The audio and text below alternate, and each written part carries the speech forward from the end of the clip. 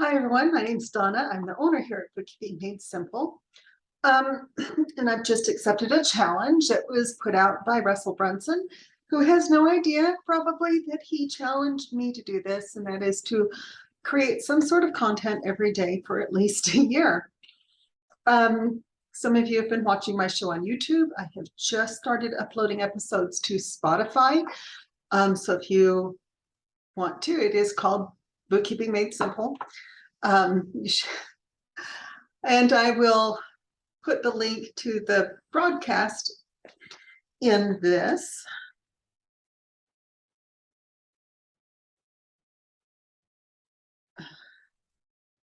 But today I want to talk a little bit about actually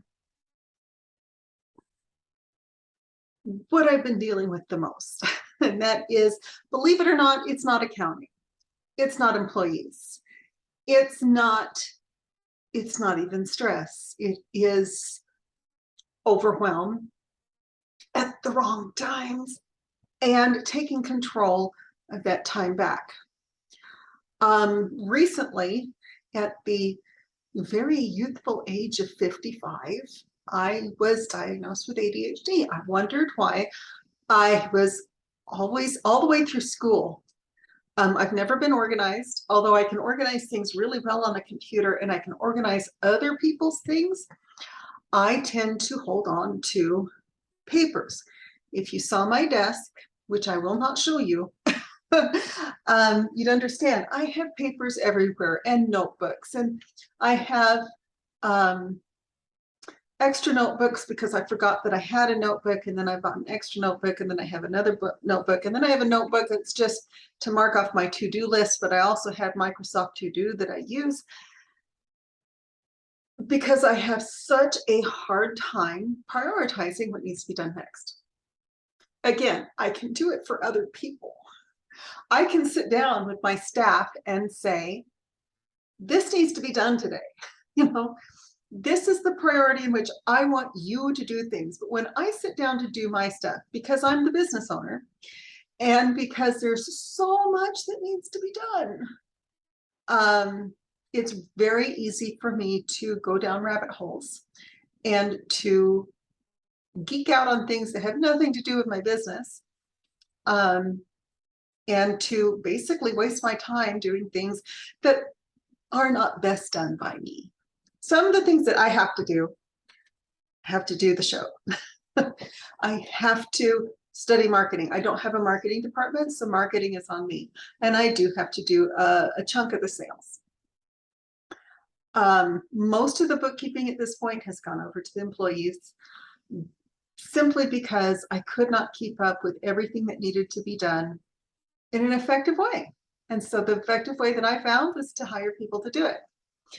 The reason I'm telling you all this is I see people succeeding in spite of themselves, not because of themselves, because they had enough sense to get out of their own way. And that's something that I struggled with. And the more I've learned about it, the more I've understood that I'm not the only one that struggles with this, which is kind of a nice thing to know.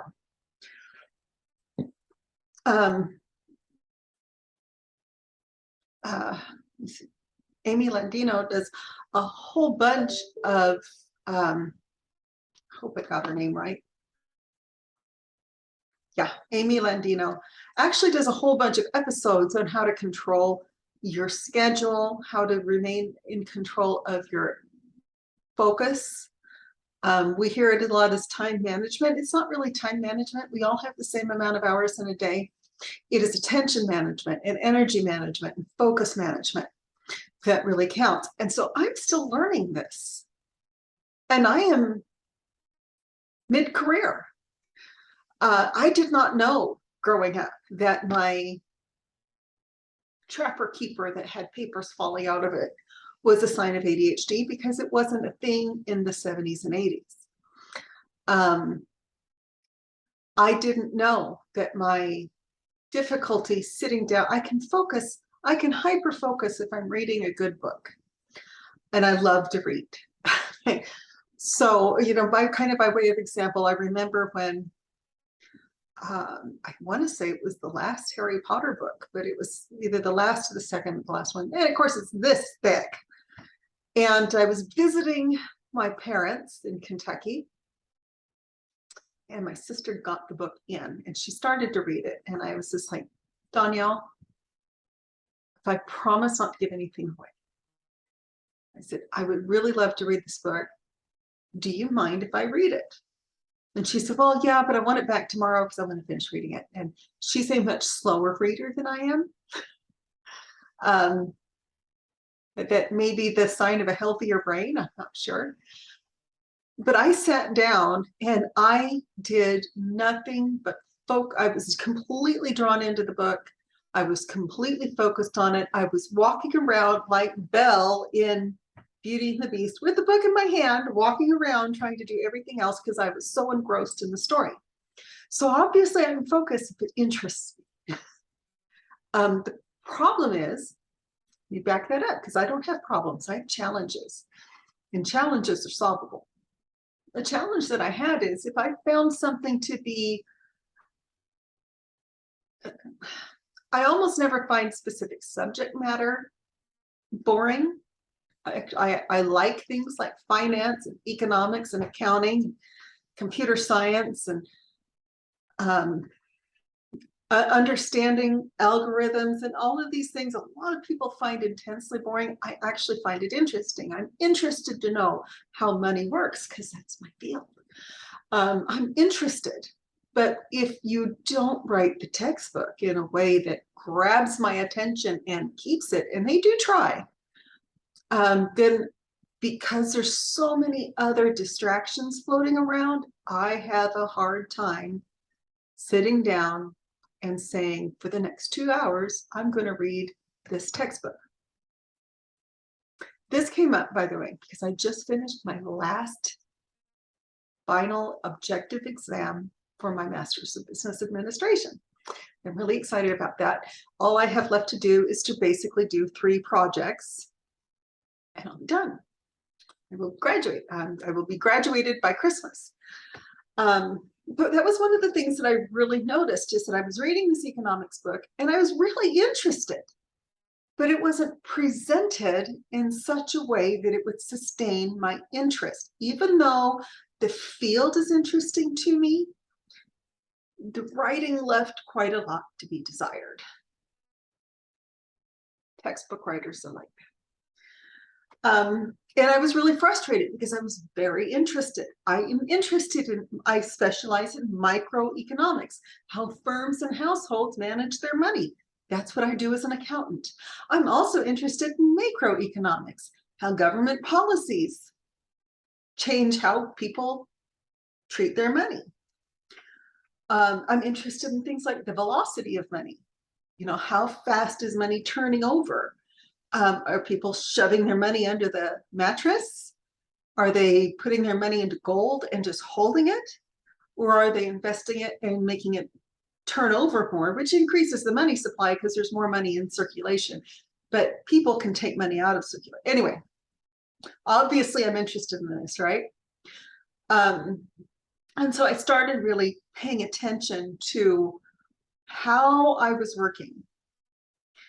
And I started noticing that although I've never missed a deadline, although what I do is actually interesting to me. Okay, I know. You guys all think I'm lying, but it really is interesting to me.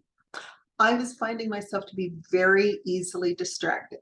And it's very easy for me to go off and do busy work that doesn't really move my business forward when I'm distracted or when I'm bored. And so I started really looking into what was causing this, and I found out that I have ADHD. So I started really thinking about how I can improve my focus. Like I said, one of the things was to take everything that's mission critical that can be done by somebody else and delegating it. So at this point, I have 3 employees, and I'm pretty sure in the next week or so, I'm going to start talking about the difference between having contractors and employees from a management position, because that's what I'm dealing with. But I also wanted to talk about, just kind of humdrum things like how do you run a business if you have ADHD and you have a hard time focusing on the important things, even though they're interesting to you, even though they have to be done and they can only be done by you? And so in my multiple notebooks, I have 3 little notebooks sitting open right here, by the way. I have this one that is kind of brainstorming, and I have this one that's more like trying to get things outlined. And I have this one that's kind of a task manager. So I'm all over the place, and I've been trying to figure out, and I will clue you in as I work on this, how to consolidate everything and how to be more effective with my time, be more efficient with my time. One of the top ways that I've learned to do is, again, delegate, delegate, delegate. Once I started handing off everything to my staff, my life changed. Now, you may be watching this and thinking, well, she hands everything off to her staff. How do I know that the staff is doing a good job? I'm going to talk about this later. And I have to write things down or I'm going to forget.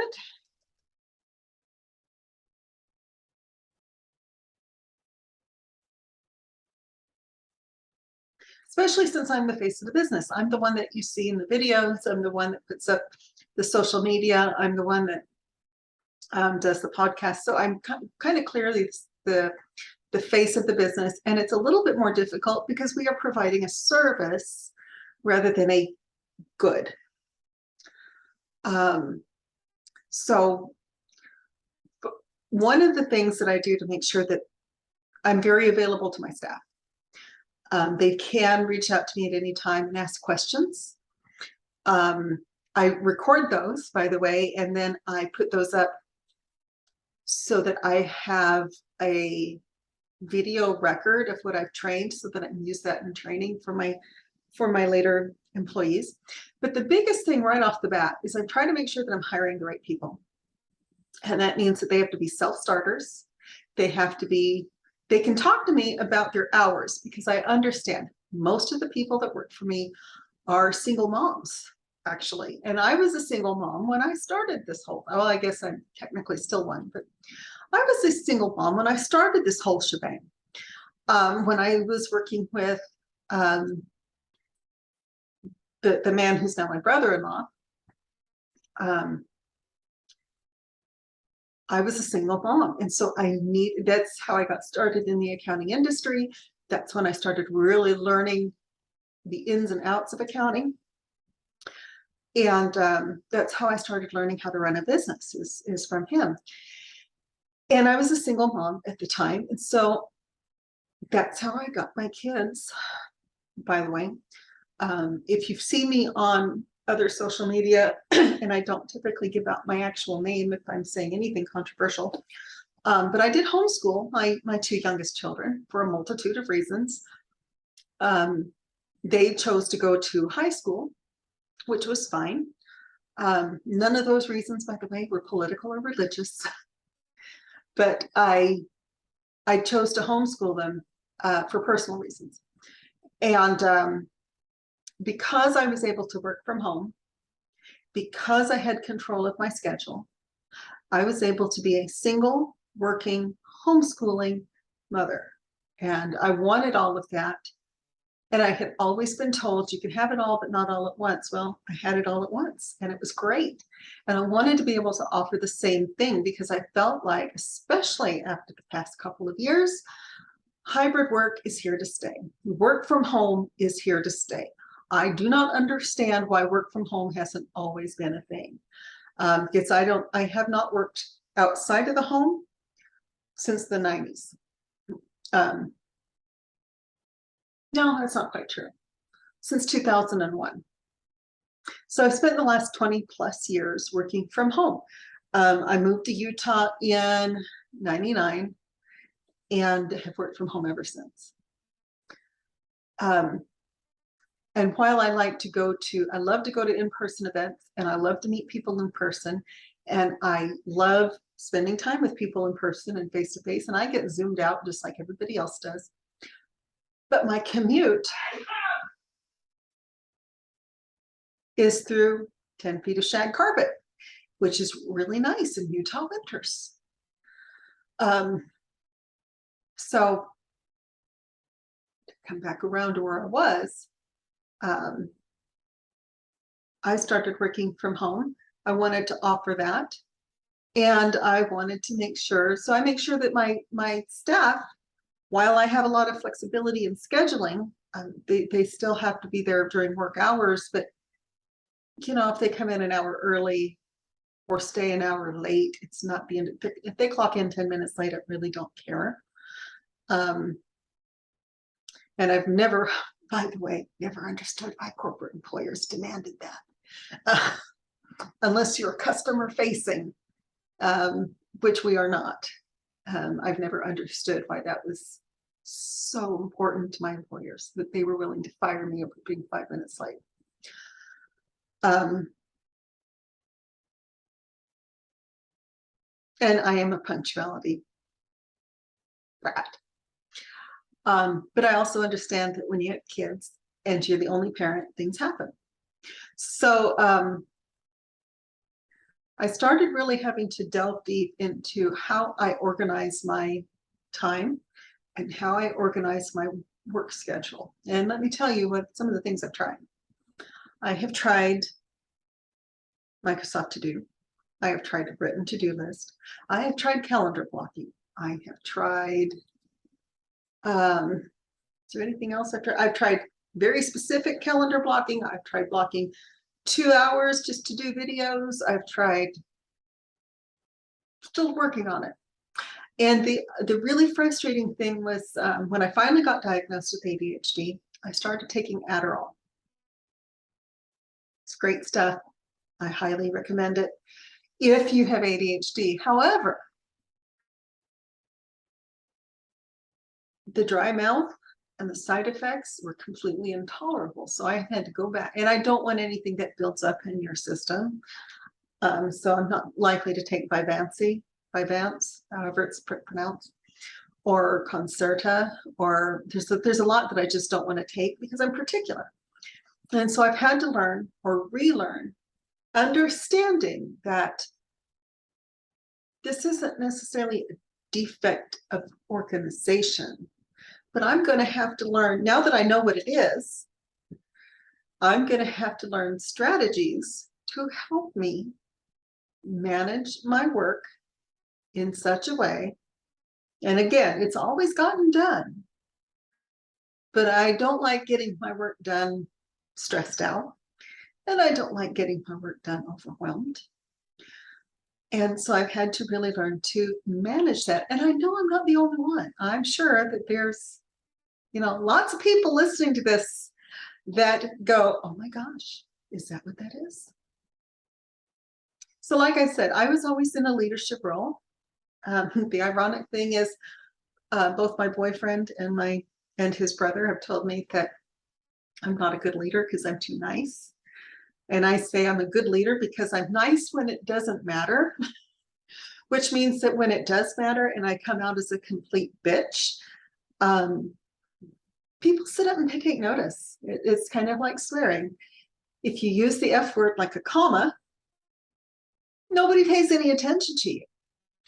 But if you are demure and quiet and never use that word, and finally do, people go, oh my gosh, she's really upset.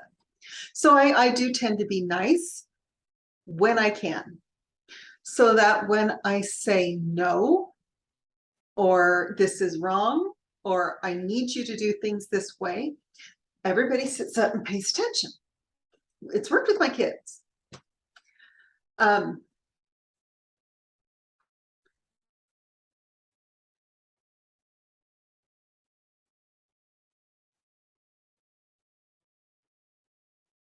So I'm kind of doing the same thing. I've always been in a leadership role. People have always seen my leadership potential. I have not necessarily learned how to use it, but my strategy does tend to be to be nice and flexible on the things I can be nice and flexible on. And then when I cannot be flexible, people sit up and take notice, because I'm not nitpicking every little thing. I've never been a micromanager. I'm a big picture person. And so that's what I look at. I feel like I'm rambling, and that's okay, because the goal is to publish every day. It is not to do super awesome videos every day. It is just to publish every day. So here's what I want to know.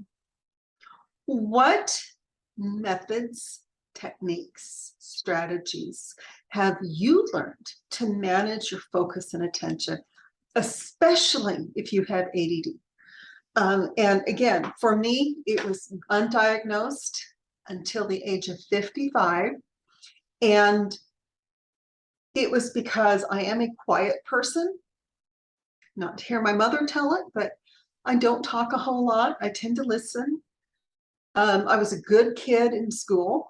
Again, my mom thinks I was a horrible teenager. She isn't right. How good I was. But you know, but I was Hermione Granger. I was the one that was like, I know the answer. And so because of that, I was always the teacher's pet. I was always, you know, top of my class, until I got to high school and I started making a gentleman C, because I was not, nobody knew how to deal with me. I went from high school or junior high school in Seattle to a very small rural high school in Western Kentucky.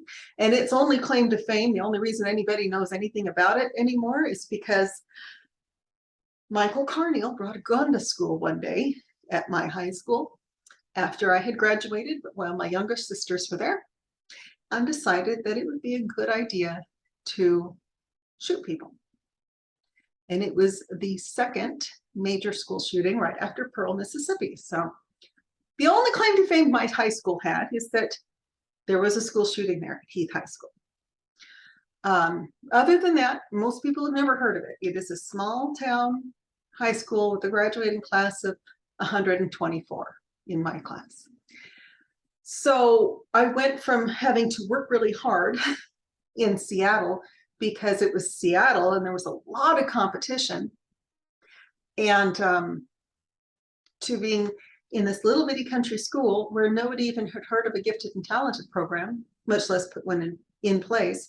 And even though I hung with the cool kids and the honor students, I didn't see the point in putting the effort in, because I knew where I wanted to go to school, and I knew I was going to go there because my father had gone there.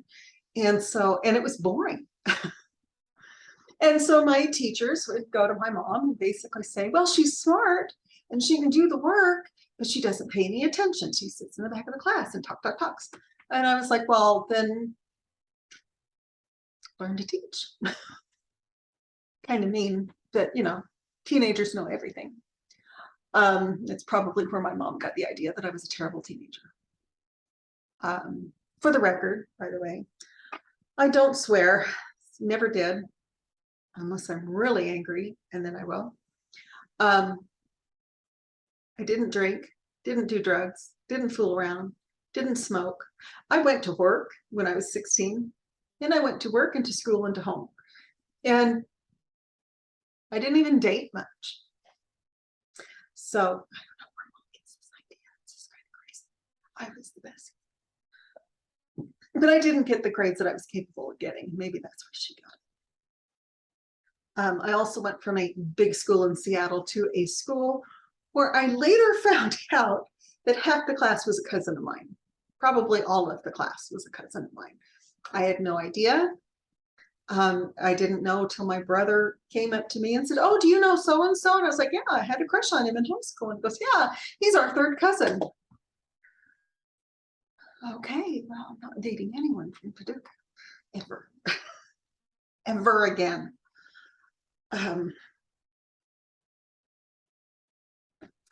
So that was a huge shift. And so I went from being challenged to really not being challenged at all. And that is a catch. If you have ADHD, you have to find yourself challenged. You have to find yourself really moving, doing hard things, things that you can really get engrossed in. If they're challenging and interesting, but they're presented in a boring way, it's not going to work. So how do you, if you have ADHD, especially if you didn't get diagnosed until you were an adult, how do you manage your attention, your time, less so your time, your attention, your energy, and your schedule so that it works best for you without being overwhelmed? I would love to hear what you have to say, what your responses are. Please feel free to comment below. Let me know. I'm really interested, and I will talk to you again soon.